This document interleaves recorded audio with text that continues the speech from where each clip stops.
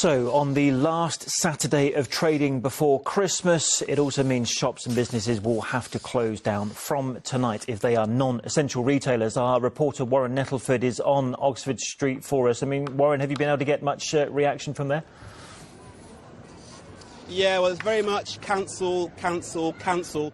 When I've been speaking to lots of members of the public here having to cancel their Christmas plans, as you said, on the last Saturday before Christmas. Now, the Mayor, Sadiq Khan, he's responded in a very strongly worded statement. He said, London and the country are paying the price for the government's continued failure to get a handle on the pandemic. This continued chaos and confusion could all have been avoided if the government had not made irresponsible promises to the public and raised expectations about the Christmas period.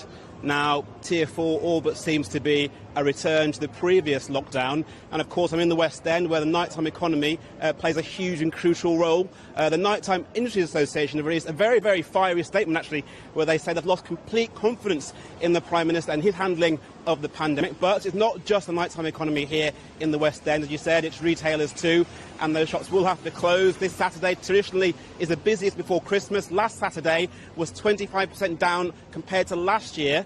Now, I'm joined by Jace Tyrrell from the new West End company. Jace, can the West End cope with this latest news? Well, utterly devastating for West End businesses. Of course, operationally, we'll shut down again for the third time this year. But these businesses, viable businesses, retail, hospitality, they're going to need better compensation to get through this. And our message to the Prime Minister tonight is don't keep going with this stop-start approach. Get through this period, control the virus, but let's reopen again and reopen for the future when we come out of this in the new year. So when you're saying stop-start, has there really been any kind of positive reaction from the government's previous attempt to help businesses here? Look, the last 10 days we have seen trade come back, but we've got to put this into perspective. We've lost £2 billion this Christmas period. That's an almighty drop in sales and demand. So we need these businesses to get the compensation to get through the winter. These are viable businesses here in the West End. 1 in 10 Londoners employed here, but we cannot have this stop-start. It is absolutely killing businesses right through the capital. So when we do reopen next year, let's reopen for good, move down the tier system, sort out the track and trace and the testing, and compensate these businesses. Are you optimistic after the 2 weeks is over, things can get back to normal again? No, I think, look, there's a real surge here. We've got to be realistic about this. It's probably going to be between 4 to 6 weeks. We're probably thinking now February time.